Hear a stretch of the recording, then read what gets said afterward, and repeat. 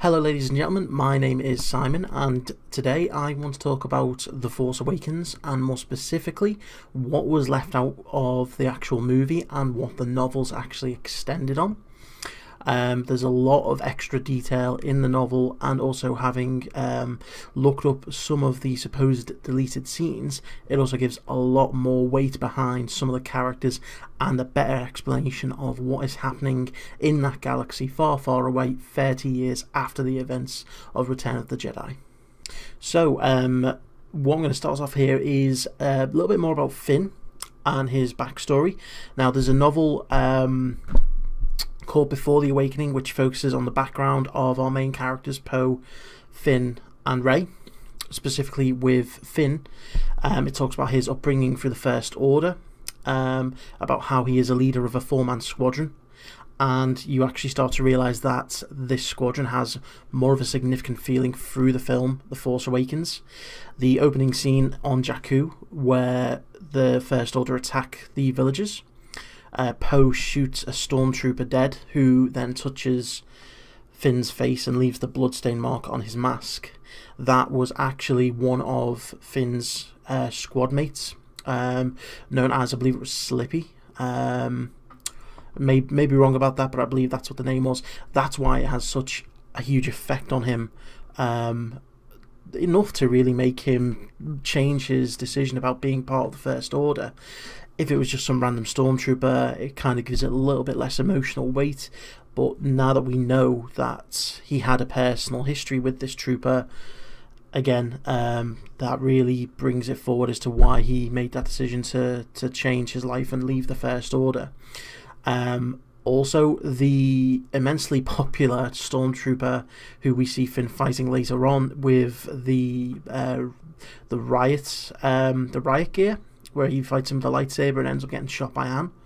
He is actually, again, another one of the from one of Finn's squad mates called Nines, to do with his squad number, which I believe is FN2199, and that really explains why when you first see this trooper and he sees Finn and he shouts "traitor" with such immense passion, you wouldn't think that a normal stormtrooper would be, you know, overly bothered by Finn, but you could really tell there was something more about this.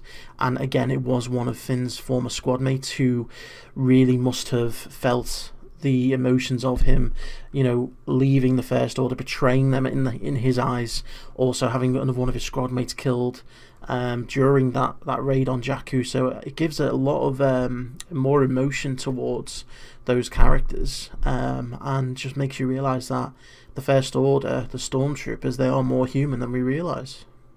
The next part is more about Unkar Plutt, who is the dealer who gives out the rations to Rey on Jakku, and who also is the owner of the Millennium Falcon, which Rey and Finn steal. Now, we don't see him past that point in the film, but in the novel, and they also believe that there may have been a scene filmed for this, he chases them to Takodana, which is where Maz's castle is, and he confronts Rey to the point whereby Chewbacca has to get involved, and Chewbacca ends up tearing out one of his arms.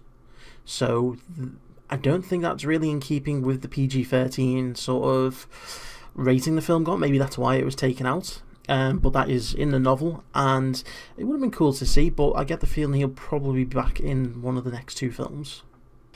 Going to, again, characters from Jakku, there was a character called Constable Zuvio, who was completely omitted from the film. Apparently he was going to have a scene where Rey is beating up the two thugs who were trying to take BB-8 off her. Constable Zuvio was apparently going to get involved in that, because he is the lawkeeper of this town in Jakku, and he even had his own toy, you know, his own toy model that was designed, and you know, he was completely cut from the film. We don't know specifically why. It may have been to do with pacing, but he wasn't the main character, but it would have been good to see how that turned out. A really big one is they really seem to trim down some scenes with Leia. She sends off a representative to the Senate on Hosnian Prime, who we later see in the scene where the Starkiller weapon's fired, and we see all of these people looking up onto the weapon. She is the one the camera focuses on. That's Leia's representative. Her name escapes me at this moment, but again, in the novels, and again, there was believed to be a scene filmed for this, which would have given a lot more detail about the current state of the galaxy. Leia is describing the situation to her representative about how the Senate no longer wants to hear what Leia has to say. She's been warning them about the First Order, how they're growing in power and they have to stop them before it's too late. But apparently the Senate, all the people who were popular with Leia have all been replaced by people who are more happy taking orders rather than being given their own freedom, people who are just less interested in taking action and just want to let sleeping dogs lie. Also, the fact that they don't seem to know about the Starkiller base probably, lends aid to this. But she basically sends this representative because she knows that if she was to go to Hosnian Prime to the Senate, she probably wouldn't make it back alive, because as she states, she may end up having an accident, which really gives you an idea as to how the Resistance and the New Republic coexist. There's very much tensions there. The Resistance has been formed to try and battle the First Order because the New Republic won't do anything about them, and it's really sort of heading back towards the state of affairs that we saw in the original trilogy, whereby you have this big Empire First Order rising up, and you have this little group of rebels, resistant fighters, who are again trying to do something about them. One of the bigger scenes as well that was taken out was that when we get to the Starkiller base with Han, Chewie, Finn and Rey, apparently Kylo senses that they have arrived, and he goes out with a couple of snowtroopers and they find the Millennium Falcon. And there is, in the visual artwork book, a snapshot of the snowtroopers in the Falcon. And apparently what was going to happen is that Kylo was going to sit in the cockpit of the Falcon and have this emotional moment where he reminisces about what could have been. He could have been sitting in that seat had he taken the path of the light side next to his father. I think that was probably, again, cut for pacing issues, because the end of the film is very fast-paced. And probably would have been good just to get another element of how humanistic and how torn Kylo was. And I imagine that, he grew up on the Falcon, or around it at least, and, it has a lot of sentiment to him. But again, as Snoke says, and again, he talks to Kylo about this in the books, sentiment is what caused the downfall of Darth Vader. Darth Vader is revered by Snoke as having had an extraordinary life, but for one lapse of emotion where he decided to save his son, and he says that had the father killed the son, the Empire would still be in power today. So Snoke is well aware of what happened to the Empire. He seems to have been around long before the Empire even rose up. He does detail to Kylo about how he saw the rise and the fall of the Empire. So I don't know who Snoke is going to turn out to be. I don't think he's going to be Darth Plagueis, as a lot of people say.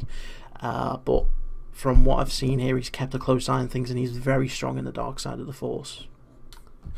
It also gives a bit more detail about Captain Phasma and why, really, in the film, she seems to be so much of a pushover. In the novels, she is detailed as being a lot more sturdy. And in fact, what happens in the control room where she lowers the shield is that Chewbacca grabs her helmet and starts to squeeze it. And she makes a claim that even Wookiees aren't strong enough to break through Stormtrooper armor. And eventually there's a hissing, and I think it's a real intimidation tactic, rather than just having a blaster point to the airhead. It's not much, but at this point I'll take anything to try and give her a bit more credibility, because I really did look forward to that character, and it was a bit of a letdown. Probably the most action-packed scene that they seem to have cut was a speeder chase at the very end as they're trying to get away from Starkiller Base. Finn and Rey find a speeder and are pursued by First Order stormtroopers, snowtroopers, and very similar to the Endor scene. It's just a scene of them trying to escape, being chased, and I'm assuming they eventually take down a couple of speeders and kill a few stormtroopers. It would have been nice to see that, to give it more of an urgency about them escaping. Certainly heading towards that forest where they eventually have the fight with Kylo. But I can understand why they cut it, because it wasn't essential. And from the sounds of it, the original cut, this film was 2 hours 45 minutes. The actual film itself is 2 hours and 16 minutes. So they did really need to cut some stuff out, and I guess that scene would have taken up a good 3, 4, 5 minutes. And just one little thing I wanted to mention about, again, the novels, is in the forest scene where Kylo is attempting to grab the saber once he's defeated Finn, and it zooms past him and Rey picks the saber up. What's not mentioned in the film is that Kylo turns around and looks at it and goes, "It is you." Now that to me indicates that Kylo kind of knows who Rey is. Who knows? Personally, I believe that she was a student at Luke's academy, and perhaps either she wasn't present at the time, or perhaps even, I don't know, maybe Kylo even saved her, as some theories have stated. We won't know until the next film, but it's good to speculate. But as I say, the novel version gives you a little bit more depth about Kylo and the fact that he seems to have an inkling as to who she is.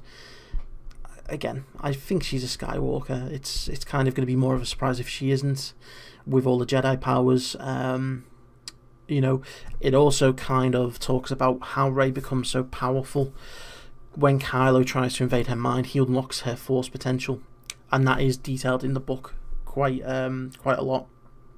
Whether she already had that potential there and she'd had it forcefully forgotten, whether it was some sort of a mind wipe, or whether it was just there, she wasn't aware of it and she just needed that jolt just for it to be released, we won't know. Certainly not until her origins are revealed. So yes, there's some of the interesting facts that aren't included in the film itself. I love novelizations, anything that gives you a bit of extra insight into the films. I've got the visual dictionary.